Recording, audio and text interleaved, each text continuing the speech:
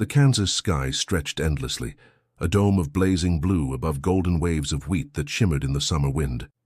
Marco Bellini stood at the edge of the field, the sun pressing against his skin, and for a moment he almost forgot the war. The sight of the wheat, tall and swaying, reminded him of the sea back home in Naples, the only thing that ever seemed infinite in his childhood. But unlike the Mediterranean, this was silent, broken only by the rustle of stalks and the distant groan of farm machinery. For a man who had spent years surrounded by smoke, bombs, and orders shouted in foreign deserts, Kansas seemed unreal, too calm to be true. Before we continue this story, remember to subscribe for more powerful stories from history, tales that reveal the resilience of ordinary people in extraordinary times. Marco had not chosen Kansas. He had been brought here, a prisoner of war, carried across oceans and deserts, torn from his homeland and placed in a country that was both enemy and savior. He had been captured in North Africa, a soldier of Mussolini's faltering empire, and like thousands of other Italian prisoners, he now found himself behind barbed wire on American soil. To many, the fate of a POW was humiliating, a mark of failure. Yet to Marco, this strange captivity carried something different, the chance to survive, perhaps even to live. As he looked across the wheat, his thoughts pulled him back to Naples, where narrow alleys twisted between weathered buildings, and laundry lines sagged with faded cloth.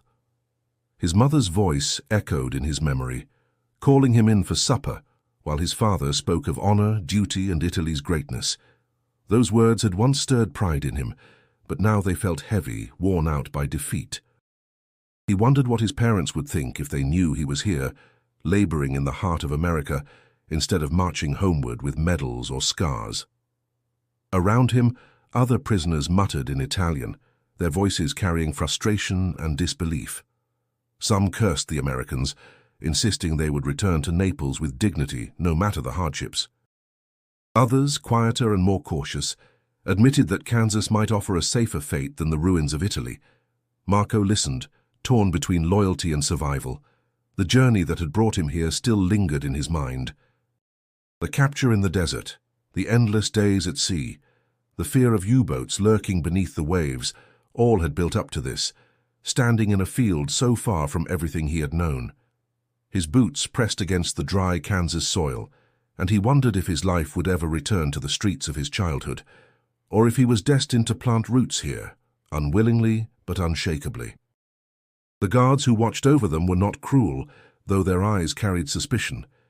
They had rifles, but they also had calloused hands and sunburned necks, the marks of men used to working the land, not spilling blood.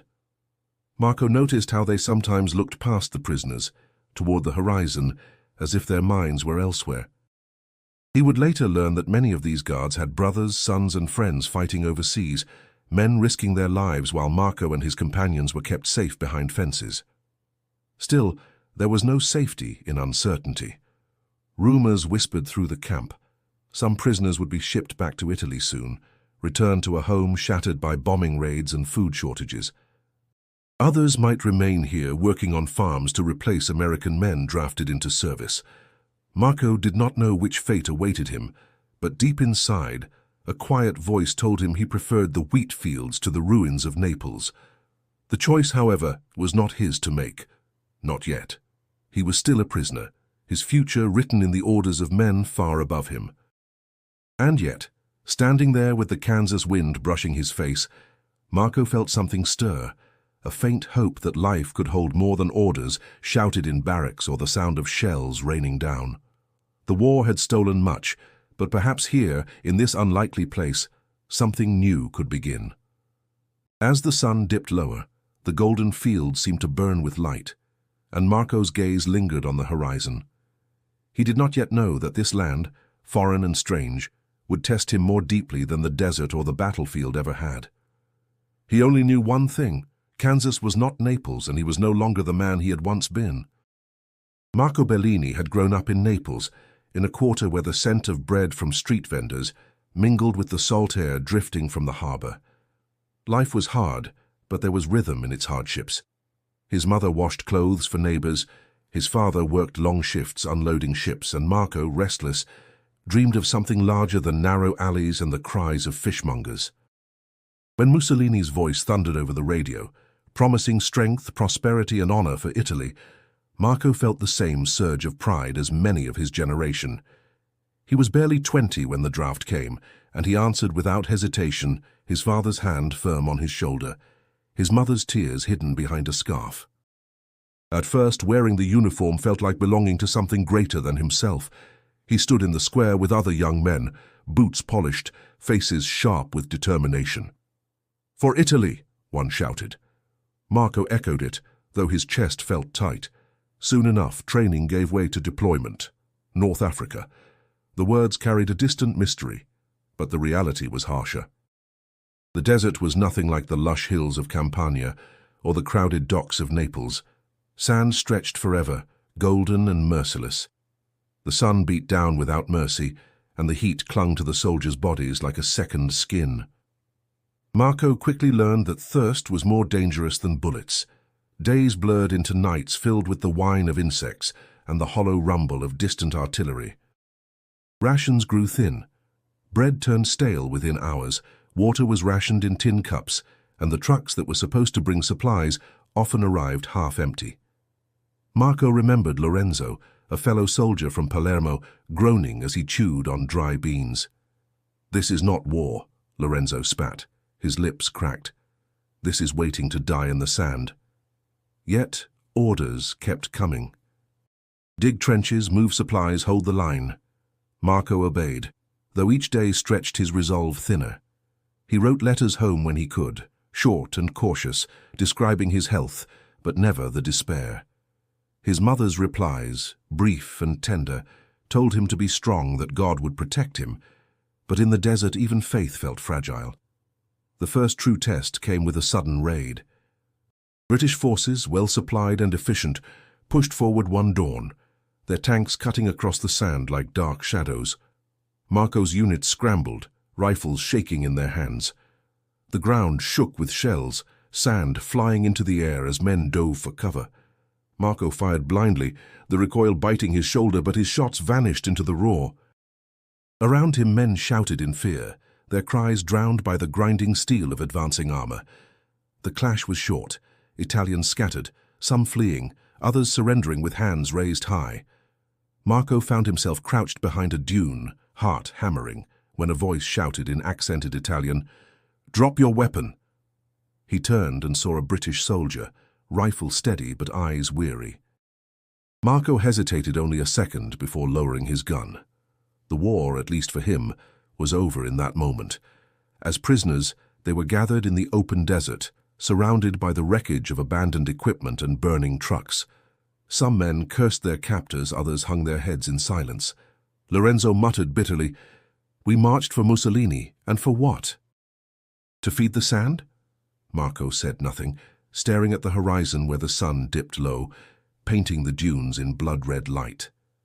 That night, under guard, Marco lay awake on the hard ground. He thought of Naples, his mother's cooking, his father's tired but proud gaze, the sound of church bells on Sundays.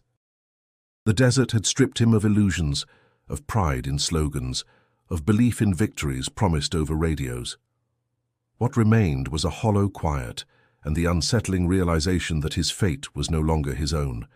The journey ahead would carry him even farther from home, across seas he had only dreamed of, into a land he could not yet imagine. But for now he closed his eyes against the desert wind and whispered to himself, "At least I am alive."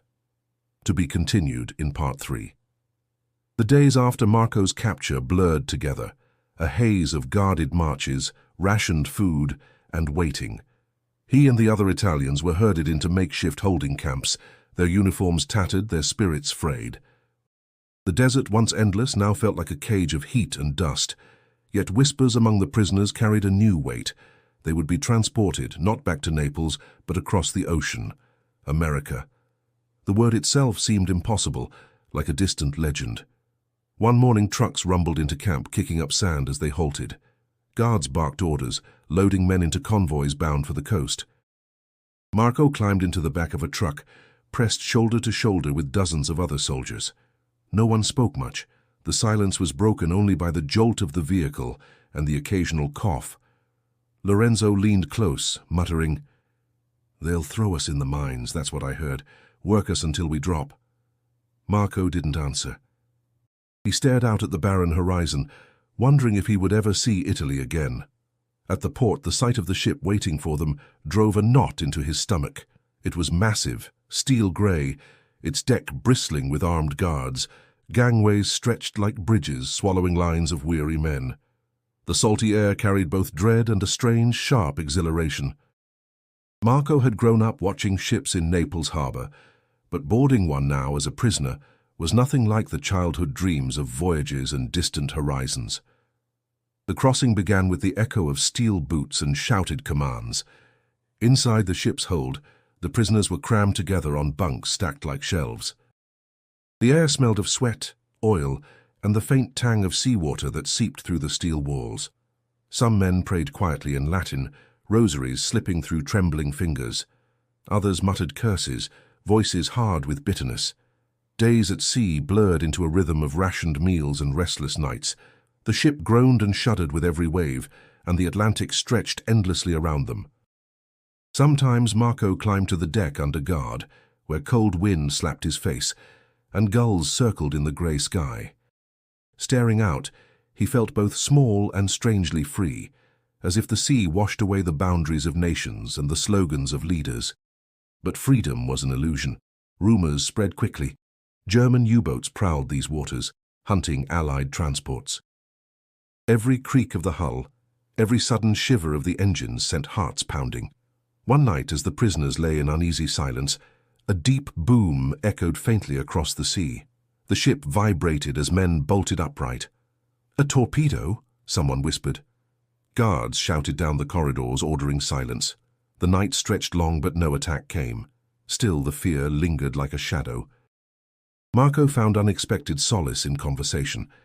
An older soldier named Giuseppe, calm and deliberate, spoke often of his vineyard in Tuscany.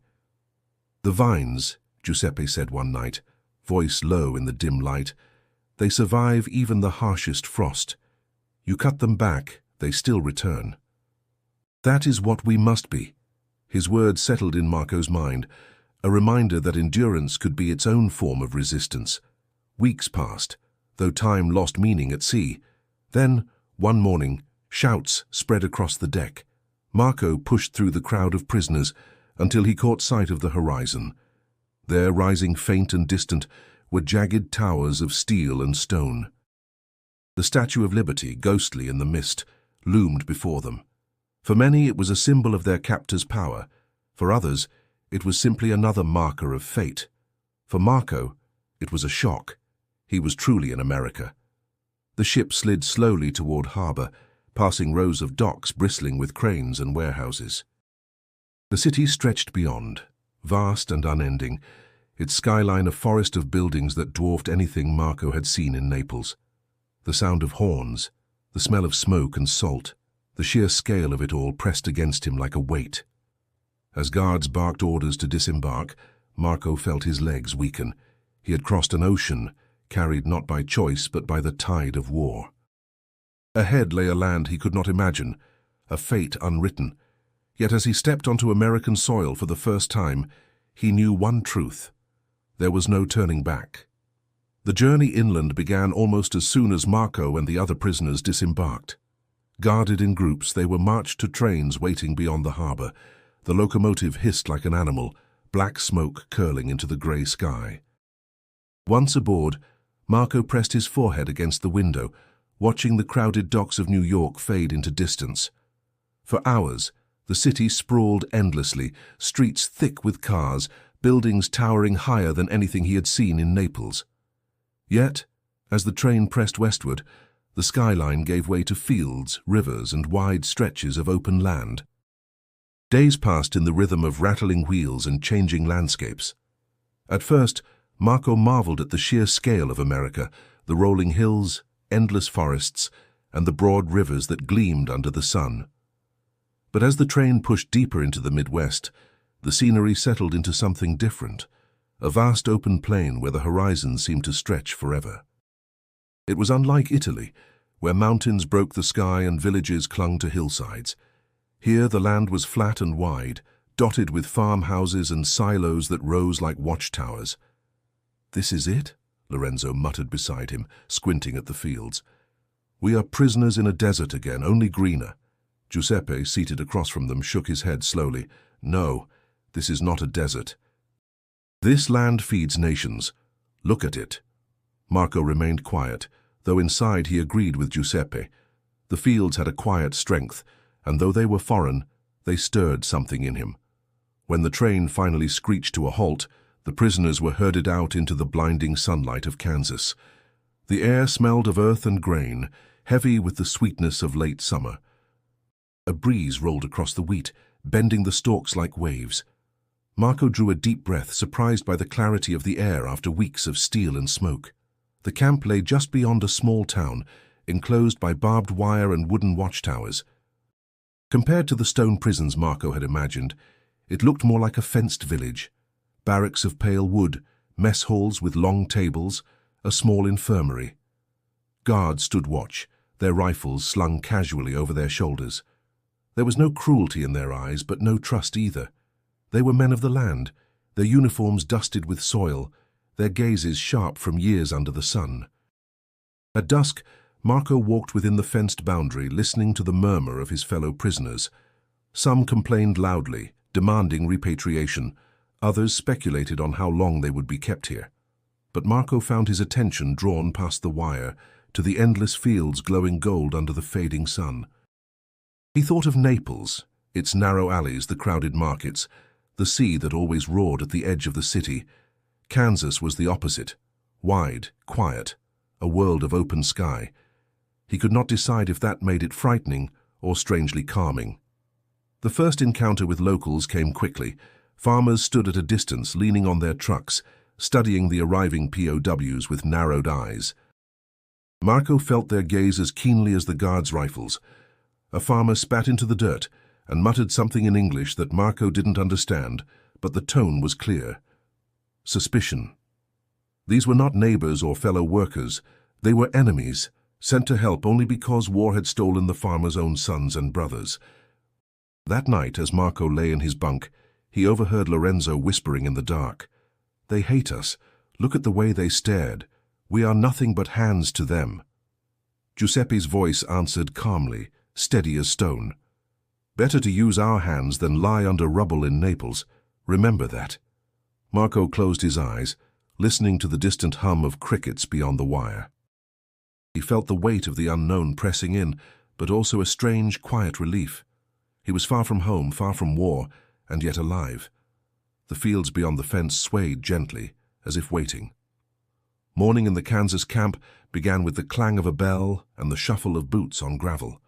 Guards moved briskly between the barracks, calling the prisoners into formation. Marco rose from his bunk, the wooden frame creaking beneath him, and straightened his worn uniform. The fabric hung looser now. Weeks of meager rations had stripped him of the weight he once carried. He filed outside with the others, the cool dawn air carrying the scent of wheat and dust. Life inside the camp followed strict patterns: roll call, breakfast, work assignments, supper, lights out. The food was plain: beans, bread, sometimes potatoes, but enough to keep men standing. The barracks smelled of sweat and soap, clothes drying in rows along the rafters. Marco adapted quickly, though each routine pressed against him like invisible chains. Soon, work details became the core of their days. Trucks waited beyond the fence, ready to carry groups of POWs into the fields. Farmers needed help to bring in wheat, mend fences and repair barns left untended, while their sons fought abroad. For the first time since capture, Marco's hands found purpose beyond survival. The tools felt familiar, like those he had used helping his father at the docks. Swinging a hammer or guiding a plow reminded him that strength could still serve something other than destruction. Yet the work also revealed differences among the prisoners. Some grumbled openly, insisting that lifting a sickle for Americans was betrayal. "Better to rot behind the wire than work for the enemy," one man spat, tossing down his shovel. Others, weary of defiance, embraced the labor as a way to eat, to breathe, to live. Marco kept silent, his loyalty torn. Each evening he returned with dirt under his nails, his muscles aching, but with a strange satisfaction pulsing quietly beneath the fatigue. Friendships began to take shape. Giuseppe, the older Tuscan with calm eyes, often worked beside Marco. He moved steadily without complaint, humming low hymns as he labored. "Work steadies the mind," he told Marco one afternoon, wiping his brow. "When the body moves, despair has less space." Marco nodded, finding truth in the words. Then there was Lorenzo, restless and sharp-tongued, who muttered curses at every command. "We are fools," Lorenzo sneered one evening, "breaking our backs for men who would gladly see us starve if we were in Italy." Marco didn't argue, though something in him resisted Lorenzo's bitterness. The camp's boundaries were both visible and invisible. Barbed wire enclosed them, yes, but so did language. Guards issued orders in English, their words blunt and clipped, while the prisoners fumbled with gestures and guesses. Sometimes misunderstandings led to tension, tempers flaring until Giuseppe or another calm voice smoothed the edges.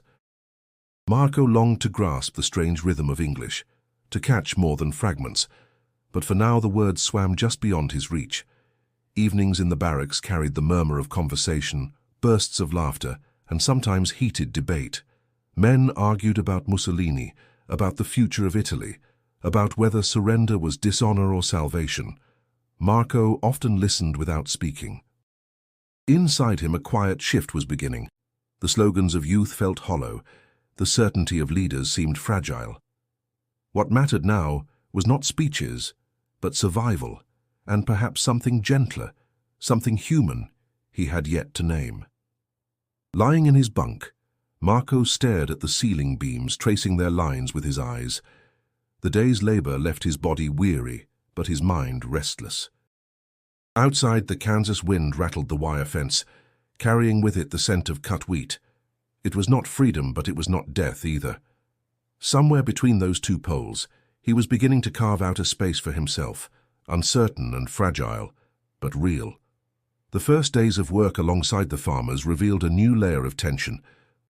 The trucks carrying the POWs rolled slowly down dirt roads, past white farmhouses and weathered barns. Children stared wide-eyed from porches, while their mothers pulled them back, whispering words Marco couldn't understand, but could feel in their guarded glances. These people had lost husbands, sons, brothers, to the same war that had swallowed Marco. To them, he and the others were not men, but the enemy in flesh. The group assigned to Samuel Hayes's farm arrived early on a hot morning. The air shimmered, cicadas humming in the trees, the wheat stretching like a golden ocean around the property. Samuel stood waiting near a tractor, his hat pulled low against the sun. His frame was tall, shoulders broad, but his posture carried the weariness of a man who had long labored without rest. Next to him stood a girl, his daughter Mary, no older than 16, her braid tied neatly, her expression both curious and wary. The guards gestured for the POWs to step out. Samuel's eyes swept over them, cold and measuring. When they landed on Marco, he felt the weight of that gaze as though it pressed against his chest. "Keep them in line," Samuel muttered to the guard, his voice carrying the gravel of years spent shouting against wind and machines. Work began quickly. The men were put to task clearing broken branches from a storm, patching wooden fences, and hauling tools across the field.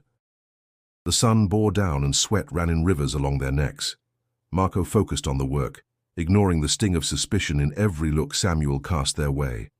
He knew trust would not come easily, perhaps never. Yet chance offered a moment. Midday, the tractor groaned and sputtered to a halt. Samuel cursed, wiping his brow, kicking at the machine as though force might bend it back to life. Marco watched quietly before stepping closer. "Posso aiutare?" he asked. "Can I help?" The guard shifted uneasily, but Samuel raised an eyebrow, half amused, half doubtful. "You?" Samuel grunted. He gestured at the machine. "Go on then. Show me." Marco crouched, fingers tracing bolts and valves, the smell of grease clinging to the air. His father had taught him small repairs on dockside equipment. The mechanics here were different, but the logic was the same. He tightened, adjusted, coaxed the stubborn engine with steady hands. Minutes later, the tractor coughed, then roared back to life. Samuel stared, silent for a moment, then gave a single nod. Huh, guess you're not useless after all. It wasn't warmth, but it was something. Mary, standing nearby, allowed herself the smallest smile before quickly turning away. Marco felt heat rise in his chest, not from the sun, but from the unexpected recognition. Still, hostility lingered. As the men worked through the afternoon, one farmer passing by slowed his truck, shouting something sharp in English before spitting into the dust. Samuel only shook his head, muttering, "Ignore him." But the message was clear. These prisoners might work the land, but they were not welcome on it. That night, back in the camp, Lorenzo was quick to sneer. "So you fix their machines now. Next you'll be plowing their fields," with a smile. Marco ignored him, lying back on his bunk. But in his mind he replayed Samuel's nod, Mary's brief smile, and the hum of the tractor springing back to life. It was only a sliver of respect, fragile and uncertain, but it mattered. The wheat fields beyond the fences no longer seemed entirely hostile. Perhaps, Marco thought, they held room for something more. Summer deepened, and with it came the heart of harvest. The wheat stood tall, heavy with grain, its golden heads bending in the wind. From dawn until dusk, Marco and the others were sent into the fields. Sickles sliced through stalks, bundles were tied and stacked, and sweat poured down backs like water. The Kansas sun showed no mercy, and by midday shirts clung to skin as if glued by heat. Yet the rhythm of the harvest carried a strange kind of solace. The work was back-breaking, but it was purposeful. Marco's arms ached, his palms blistered, but as he looked at the piles of wheat growing under their labor, he felt the satisfaction of something built, not destroyed. Beside him, Giuseppe worked steadily, humming the same Tuscan songs that had comforted him on the voyage. Soon others joined in, voices rising in Italian folk tunes, blending with the hum of insects and the low creak of wagons. At first, the American farmers frowned at the foreign melodies, but gradually, suspicion softened into curiosity. The music lightened the endless hours, and even Samuel paused once, resting his hand on the tractor wheel, listening for a moment before shaking his head as though unwilling to admit the songs carried beauty. Mary, however, lingered near the workers more often, her face alight with a cautious fascination. She tried haltingly to form words in Italian.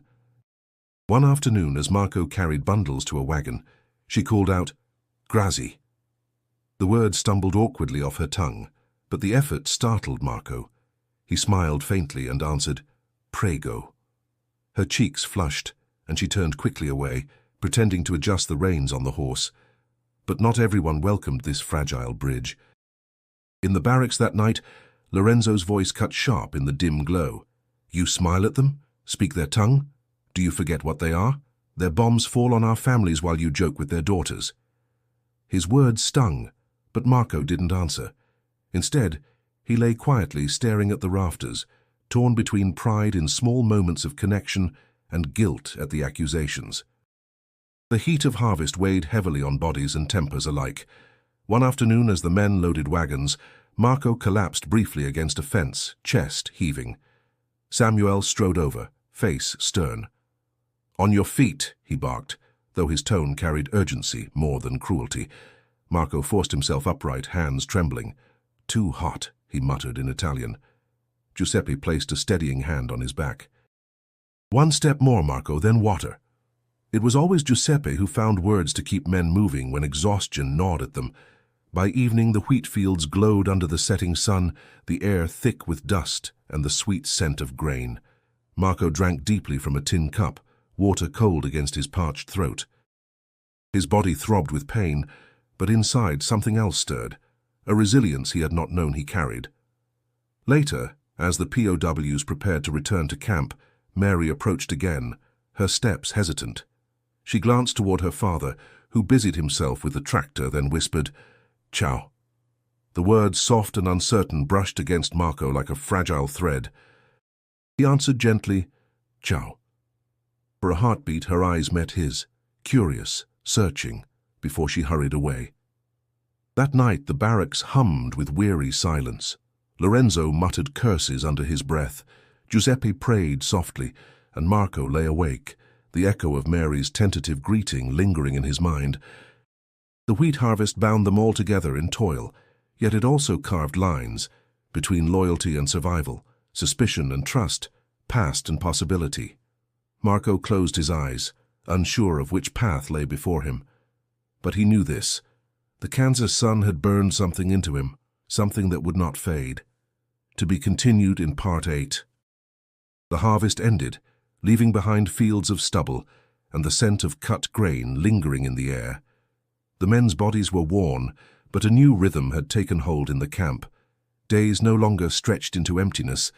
They were filled with labor, fatigue, and the small comforts of routine.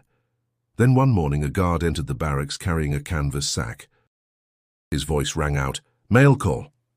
The words, though foreign, sent a ripple of anticipation through the room.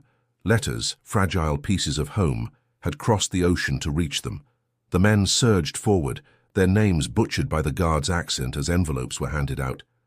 Marco's heart pounded, until at last a thin, creased letter landed in his hands. The handwriting across the front was his mother's. For a moment he simply stared at it, the familiar curves blurring as his eyes filled. He tore it open carefully, as though the paper itself might crumble, and read. "My dear Marco," it began, the ink faint but steady. She wrote of Naples, the air raids that sent neighbors scrambling to cellars, the hunger that gnawed at families, the shortages that turned bread into a treasure. "We are alive," she assured him, "though each day is a struggle. Your father works when there is work to be found. I pray for you always. Do not forget who you are or where you belong." Her words pressed heavy on his chest. He pictured her face lined by worry and the narrow streets where he had played as a boy. The letter was both comfort and torment, proof his family lived, yet a reminder of the suffering he could not ease. Around him, other men wept openly, kissed letters, or read aloud snippets of family news. Giuseppe sat on his bunk, his letter shaking in his hands as he whispered about his vineyard, still standing but untended, his wife struggling to manage alone. Lorenzo tossed his unopened envelope aside. "What's the point?" he muttered. "Words on paper won't fill our bellies or change our chains." Marco glanced at him but said nothing. That evening, while the prisoners lingered in thought, Samuel Hayes entered the barn where tools were stored. Marco was there, mending a broken handle. Samuel noticed the letter tucked into his shirt pocket. "News from home?" he asked, his English clear but cautious. Marco caught the word home and nodded slowly, tapping the paper. "Mama," he said simply. Samuel's expression softened, the hardness in his eyes dimming for a moment. He pulled a folded paper from his own pocket, already creased by use. "My son," he said, showing a photograph of a young man in uniform. "Europe." The word struck Marco like a stone. He imagined Samuel's son perhaps marching through the same devastated towns his own family endured. For a moment, silence bridged the gulf between them. Samuel cleared his throat, slipping the photo away. "War takes too much," he muttered, before turning back to his work. Later, as the men returned to barracks, Marco sat quietly, rereading his mother's words until the ink blurred in the lamplight. He longed to answer, to tell her he was alive, to promise he would come home. But what home waited for him in a city torn apart, where bombs fell and hunger ruled? His heart ached with the question, one he dared not voice aloud. The camp settled into uneasy quiet, punctuated by the scratch of pens as men scribbled replies on thin sheets. Marco wrote too, his hand trembling, words caught between duty and truth. He told his mother of health, of survival, but not of wheat fields, not of Mary's attempts at Italian, not of the strange stirrings in his heart. Some truths were too fragile to send across an ocean. When he sealed the letter, he whispered a prayer over it, hoping it would find its way back through war-torn skies. He lay awake long into the night, torn between two worlds, one of blood and rubble, the other of wheat and uncertain peace. Autumn crept across Kansas, the air sharpening, the nights colder. Inside the camp, however, warmth was scarce. The arrival of letters had stirred emotions that would not settle, and cracks spread among the prisoners like fractures in glass. Marco felt it in every conversation, every glare exchanged across the mess hall. Some men clung fiercely to loyalty, their pride in Mussolini and the fascist cause burning hotter as news of Italy's collapse trickled in. They spoke of honor, of resistance, of refusing to bow even in captivity. Others, weary and disillusioned, muttered that survival mattered more than slogans. The two sides collided daily, words striking harder than fists, though fists were not absent either. One evening after supper, the tension burst. In the dim barracks, Lorenzo's voice cut through the murmurs. "You're blind, all of you," he snarled, pointing toward Giuseppe, who sat quietly polishing his boots. "Singing songs for Americans, fixing their machines. Do you think that makes you free? You shame Italy." Giuseppe lifted his gaze, calm but unyielding. "I work because work keeps a man alive. Pride does not fill a stomach, and shame is dying for a lie." Lorenzo lunged to his feet, face flushed. "A lie? My brother fights still. He bleeds while you bend to farmers. You call that honor?" The barracks erupted. Some shouted in support of Lorenzo, others for Giuseppe. Marco stood, heart pounding as voices rose, hands clenched. Then Lorenzo shoved Giuseppe hard against the wall. For an instant, Marco saw Giuseppe's composure falter, his body staggering under the blow. Without thinking, Marco stepped forward, grabbing Lorenzo's arm. "Enough!" Marco barked, the word sharp even in Italian. His grip tightened, his voice fierce. "We fight each other, and for what? Do you want to give the guards reason to chain us like animals?" Lorenzo ripped his arm free, breathing hard, eyes burning. "You're no better, Marco. You smile at them. You take their scraps like a dog." The words cut, sharper than the desert sun. Silence fell, heavy and suffocating, until guards stormed in, rifles slung, shouting for order. The men froze, their quarrel broken, but the rift remained. Punishments followed. Extra drills, stricter curfews, more guards patrolling the perimeter. The air inside the camp grew thick with resentment. Marco felt it pressing against him, every glance heavy with judgment. In the mess line, men whispered behind his back. On work details, he caught Lorenzo's glare, sharp as a blade, yet amid the hostility, Marco found moments of steadiness. Giuseppe, though bruised from the scuffle, sat beside him one evening, his voice low. "You did right. Sometimes standing between two fires burns, but it keeps the whole forest from turning to ash." Marco listened, grateful, though his chest ached with doubt. The guards too shifted in their demeanor. They watched the men closer now, their hands never straying far from their rifles. But Marco noticed something else, pity perhaps, or recognition, in the eyes of one young soldier who lingered during roll call. The war was distant here, yet it lived in the prisoner's every word, every divided breath. One night, lying in his bunk, Marco listened to the quiet of the barracks. No songs, no laughter, only the restless turning of men trapped between loyalty and despair. The wind rattled the wire outside, carrying the scent of dry earth and fading leaves. He thought of Naples, of his mother's letter, of Samuel's weary eyes as he showed the photo of his son. The conflict in the camp mirrored the conflict in his heart. Loyalty to a homeland in ruins, or a fragile hope in the soil beneath his feet. The choice loomed, though he did not yet know what shape it would take. For now the camp simmered, a pot on the edge of boiling, and Marco could only brace himself for what might come next. The quarrels inside the camp had left scars, but beyond the barbed wire, life demanded progress. Farmers still needed hands, and prisoners still filled that gap. Each morning trucks carried them out, and each evening dust and exhaustion returned with them. Yet slowly, almost invisibly, Marco felt a shift. At Samuel Hayes's farm, the work continued as always, mending fences, hauling grain, tending to livestock, but the atmosphere began to change. Samuel, once sharp-eyed with suspicion, had started leaving Marco alone with tools. At first it was simple things, a bucket of nails, a rake, a wheelbarrow. But soon larger tasks followed. One afternoon, Samuel handed Marco a set of pliers and pointed at a broken section of irrigation pipe. "Fix it," he said plainly, before walking off. The trust was fragile, but it carried weight. Marco bent over the pipe, hands steady, aware that this moment mattered.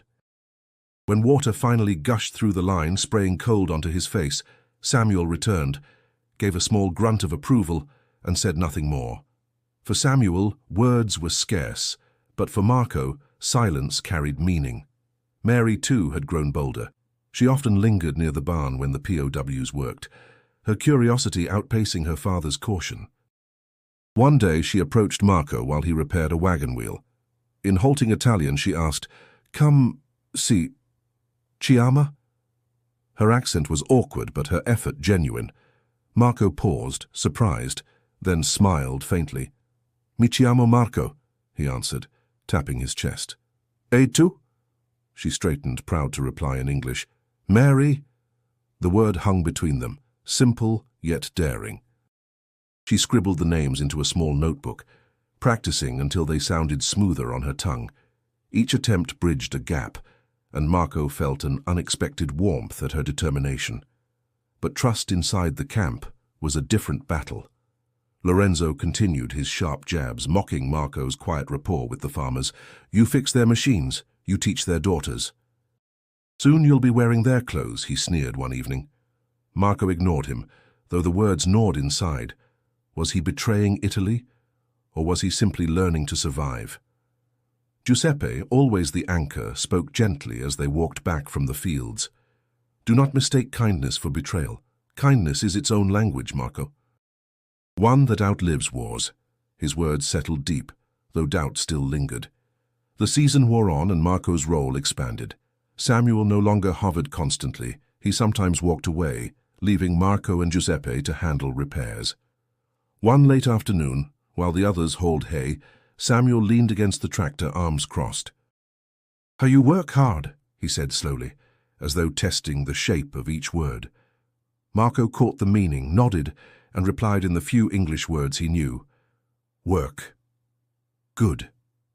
The exchange was brief, but it carried more than its syllables. Evenings in the barracks grew quieter for Marco.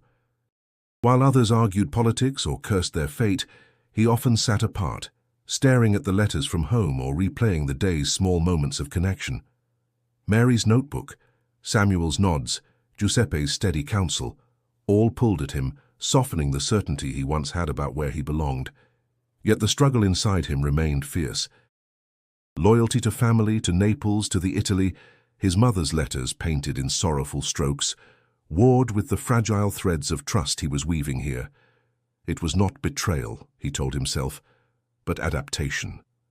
Still, he wondered how others would see it, how his own father would judge the son who found comfort among enemies.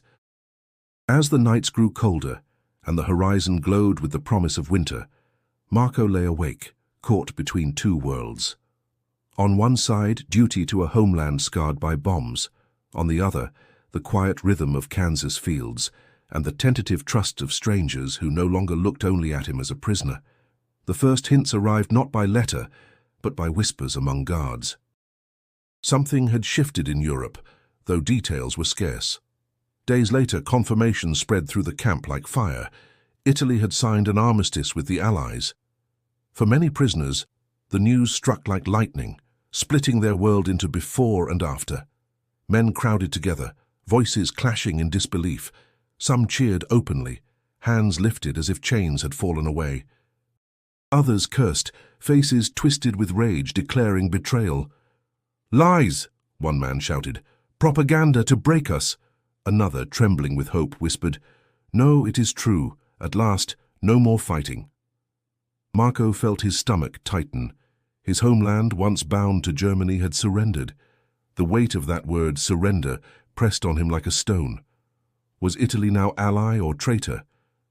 What did it make him here in Kansas, laboring in enemy fields? In the barracks that night, arguments exploded. Lorenzo's voice cut sharp, brimming with fury. "Do you not see? We are abandoned, tossed like scraps. Our leaders bow while we rot here." He slammed his fist against the bunk frame. "Italy's honor is gone," Giuseppe answered with calm resolve, though his eyes shone with sorrow. "Honor cannot feed widows or shield children from bombs. If peace saves them, then peace is not shame." The room crackled with division.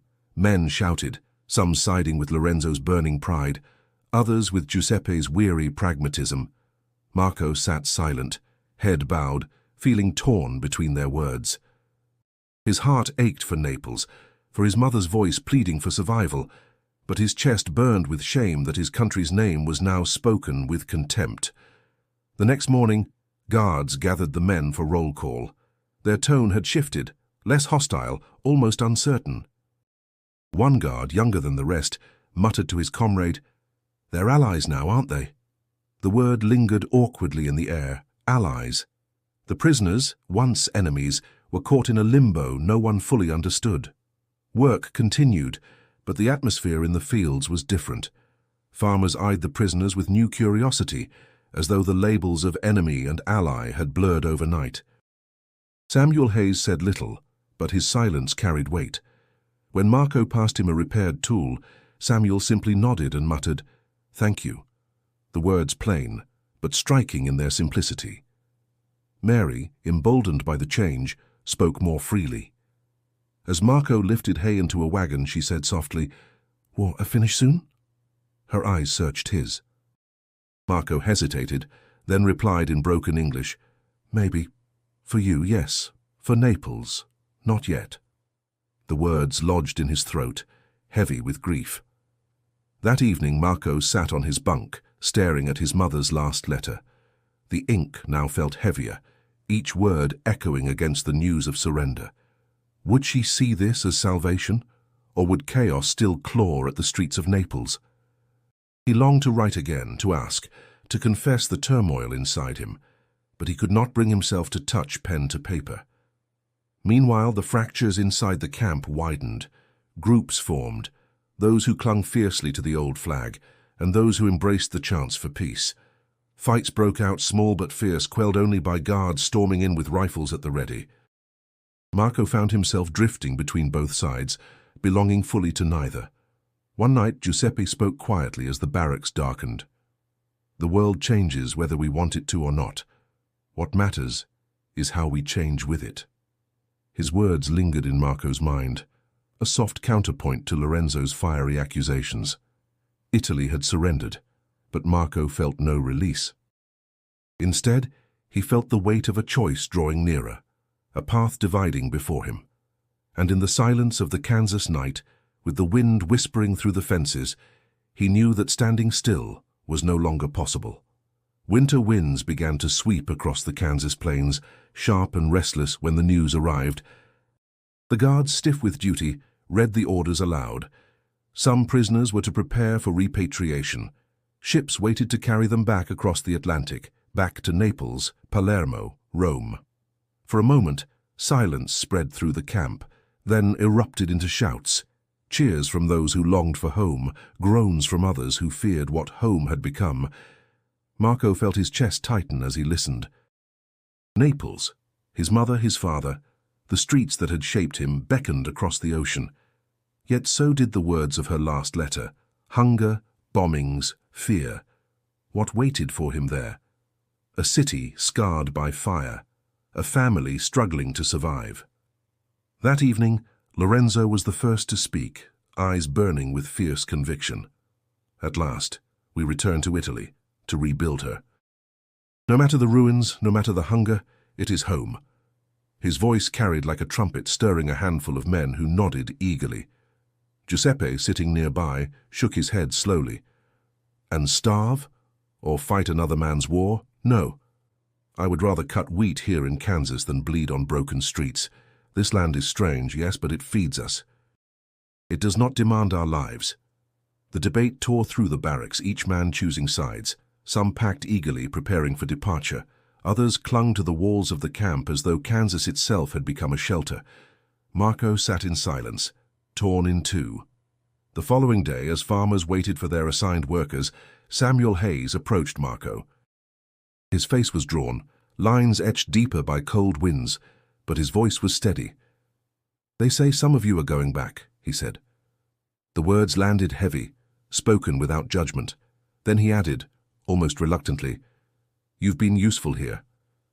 Marco nodded, uncertain how to answer. The English words he carried were few, but he found enough to murmur, Kansas. Safe. Naples can no safe. Samuel studied him, eyes narrowing, then gave a quiet grunt that might have been agreement. That afternoon, the defining moment arrived. A group of POWs was marched toward trucks bound for the coast. An officer called out again, "Board the ship to Naples." The phrase struck like a commandment, the path laid out by authority. Yet Marco's chest surged with defiance, unbidden. Before he could stop himself, the words left his lips, spoken in Italian but sharp with resolve. "Better to harvest wheat in Kansas." The others nearby froze. Some laughed bitterly, others muttered curses. But Giuseppe's eyes met Marco's, steady and approving. "At last," Giuseppe whispered, "you speak your truth." That night, Marco lay awake in his bunk, his mind tangled in guilt and clarity. He had voiced what his heart already knew. The ruins of Naples might still hold his blood, his name, his memories, but Kansas held survival, dignity, and perhaps even a chance at something more. Lorenzo confronted him before lights out, fury burning in his stare. "So you choose to betray Italy? To dig in American dirt while your family starves?" Marco's voice trembled, but it held firm. "I choose life. If my hands can feed me here, they are worth more than dying for pride there." The room fell silent, men shifting uneasily in their bunks. For some, Marco's words were cowardice. For others, they were liberation. For Marco himself, they were a wound and a balm all at once. The guards doused the lights, leaving only darkness and the echo of choices not easily undone. Marco turned to face the wooden wall of the barracks, his heart hammering, the Kansas wind howling outside like a reminder of the crossroads at which he stood. Winter settled over Kansas with a weight that pressed into bone. The wheat fields, once golden and alive, now lay bare beneath a skin of frost. Winds howled across the plains, carrying dust and shards of ice that stung the skin. For Marco, who had known the dry heat of Africa and the mild rains of Naples, this cold felt otherworldly. The barracks groaned in the wind, thin walls rattling as prisoners huddled under blankets, their breath visible in the dim light. Yet life did not stop. Work remained, harsher now, as snow-blanketed fences that needed mending, and machinery froze in the biting air. Farmers struggled more than ever, their labor doubled without the men drafted into war. The POWs, though still watched closely, became essential. Samuel Hayes relied heavily on Marco and Giuseppe, often gesturing them to join him before dawn. One morning, as Marco's hands shook with cold while tightening a bolt on the tractor, Samuel muttered, "Cold doesn't wait for anyone." Marco, teeth chattering, managed a faint smile. "Cold. Strong," he said in broken English. Samuel gave a grunt of agreement and handed him a pair of worn gloves. The gesture, simple yet profound, burned warmer than any fire. Survival became a shared battle. Marco learned to shovel paths through drifts, to stack hay against the barn so cattle could eat, to chop wood until his arms trembled. The work was endless, but it bound him closer to the land. Kansas winter was not an enemy to defeat, but a force to endure together. In those months something shifted between the prisoners and the farmers. Hostility gave way to necessity, necessity to respect. Marco saw it in the way Samuel allowed him to move freely around the barn, in the way Mary no longer hid her glances, but offered shy smiles, even as her breath fogged in the cold air. She once pressed a steaming mug of coffee into his hands, whispering, "For you," before darting away, cheeks flushed deeper than the frostbite. Inside the camp, however, division persisted. Lorenzo sneered at Marco's worn gloves, muttering, "You look like one of them now." Marco ignored him, but the words pricked like needles. Giuseppe's steady voice soothed the sting. "Do not mind him. A man who sees only betrayal will never see survival." The winter tested them all.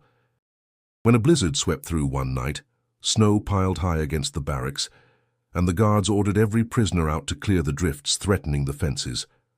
Marco's muscles screamed with each shove of the shovel, but he kept moving, side by side with men who cursed, prayed, or groaned in exhaustion. When at last the storm passed, the camp stood intact, a fragile island in a sea of white. That night, Marco lay awake, the sound of the wind still howling in his ears. He thought of Naples, where winters were damp but never cruel, where his mother's kitchen would glow with warmth, even when food was scarce. Here, in Kansas, survival was earned each hour, not guaranteed by walls or family. And yet, as painful as it was, he felt stronger. The frost had carved something into him, resilience perhaps, or the beginning of belonging. As February loomed, Samuel clapped Marco on the shoulder after a long day of chopping wood. "Good work," he said plainly. Marco, breathless, nodded, the words landing heavy with meaning. Trust was no longer a flicker, it was taking root. Still, when Marco closed his eyes at night, he saw two worlds, the rubble of Naples and the snow of Kansas. Both called to him, both demanded something. But for now, the snow was real, biting his skin, shaping his will. And in its bitter embrace, Marco found himself enduring more than he ever thought possible. Spring thawed the Kansas plains, washing away the last traces of snow and breathing life back into the earth. Green shoots pushed stubbornly through the soil, and the air carried the promise of planting. For the farmers, it meant hope. For the prisoners, it meant more work. Yet beneath the rhythm of the land, a deeper current stirred. Rumors that the war in Europe was nearing its end. At first, the whispers seemed too fragile to believe. Men traded scraps of information, half phrases overheard from guards or farmers. The Germans retreating. Allies in Berlin. It will be over soon. The words spread like smoke, impossible to catch, but impossible to ignore. Marco listened with cautious heart, afraid to hope, yet desperate for it to be true. Then came the day the guards gathered them in the yard, their expressions strained but not hostile. One of them, the young soldier who sometimes lingered near the barracks, raised his voice. "Germany has surrendered. The war in Europe is over." Silence gripped the prisoners, heavy and stunned, before breaking into shouts and cries. Some fell to their knees in prayer, others wept openly, laughter tangled with disbelief. Lorenzo shouted, fists clenched, "At last! Now we return home!" Giuseppe closed his eyes, whispering thanks, his lips trembling. Marco stood frozen, his breath caught in his chest. The war that had stolen years, scattered families, and carried him across oceans was over, but with relief came uncertainty. What did peace mean for men like him, caught between worlds? Repatriation loomed larger than ever. The orders would come, surely, to send them back. Naples called to him with the voices of his mother and father, with the ruins of streets he still knew by heart. Yet Kansas held him too, its wheat, its cold winds, the strange warmth of respect slowly earned. That afternoon, as work continued, Samuel Hayes approached Marco near the barn. His usual stoicism seemed cracked by something deeper. "It's done then," Samuel said, leaning against the doorframe. "No more war in Europe." Marco nodded, struggling for words. Finally, in broken English, he said, "Good, but not simple." Samuel studied him for a long moment, then gave a slow nod. "No. Not simple." He glanced at the field stretching out, then back at Marco. "You've worked hard here, that counts for something." Later, Mary found a chance to speak, her voice soft but eager. "Will you go back?" she asked, her eyes searching his. Marco hesitated, his throat tight. "Naples. Family," he said, pressing a hand to his chest. "But here," he gestured at the land, the barn, the sky. "Here. Life." She lowered her gaze, the weight of unspoken words hanging between them. That night, the camp buzzed with restless energy. Some men celebrated wildly, others argued about what awaited them in Italy.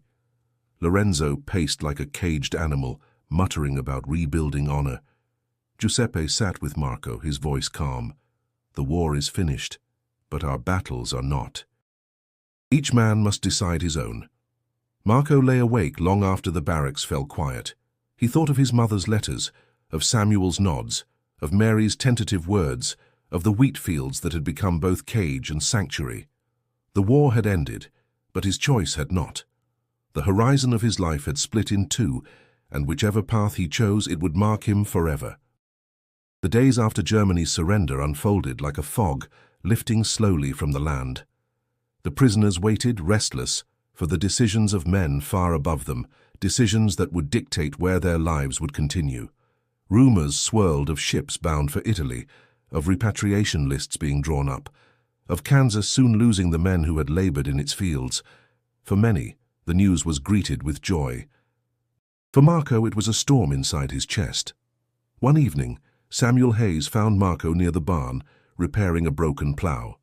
The sun was sinking, painting the wheat fields in hues of amber and fire. Samuel's voice was low, thoughtful.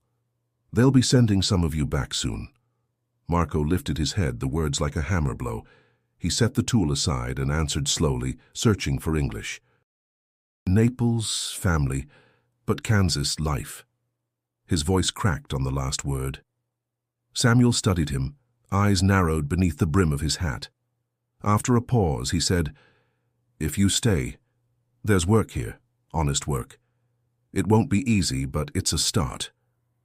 He turned then, walking back toward the farmhouse, leaving Marco with the weight of choice pressing heavier than ever. That night, Giuseppe whispered from his bunk, "If I can, I will stay. Italy is rubble. My vineyard will not rise from ash. Here, a man can plant and see it grow." His voice carried no hesitation, only certainty. Lorenzo, overhearing, scoffed. "Stay? And live as their servant? I would rather starve in Naples than wear their chains." His words sparked murmurs in the dark, some in agreement, others in defiance.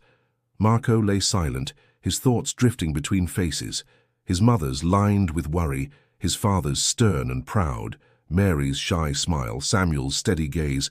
Two worlds pulled at him, neither letting go. The decision came quietly. When the call rang out, "Board the ship to Naples," men filed toward the waiting trucks. Marco stood still, his hands clenched, his heart pounding. A guard barked again, "Move!" But Marco did not. Giuseppe remained beside him, and a few others followed. In halting English, Marco raised his voice, strong despite the tremor beneath it. "No ship. We stay. Better here. Better harvest wheat." The words echoing in the crisp air silenced the yard. Some prisoners turned to stare, shocked. Lorenzo spat on the ground, cursing under his breath. But Marco did not waver. The guards exchanged glances, uncertain, before marching the departing group away. Marco watched them go, his chest heavy but unburdened. The choice was made. In the days that followed, arrangements began. Papers, permissions, negotiations whispered between camp officers and farmers. Samuel offered Marco a place on his farm, not as a prisoner, but as a hand, a worker. The first time Marco walked the fields without guards at his back, the wind tugging at his shirt, he felt the strange weight of freedom settle on him. It was fragile, uncertain, but real. Years later, Marco would still remember the war, the desert, the ocean, the wire fences. But when he looked out across the Kansas wheat swaying under the sun, he did not see a cage. He saw survival, resilience, and the chance to begin again. The story of Marco Bellini is not just about captivity, but about choice, the choice to endure, to adapt, and to find dignity in unlikely soil. It is a story that reminds us that even in war's darkest shadow, humanity can take root and grow. Before we close, if you've been moved by Marco's journey, remember to subscribe for more untold stories of history. And don't stop here.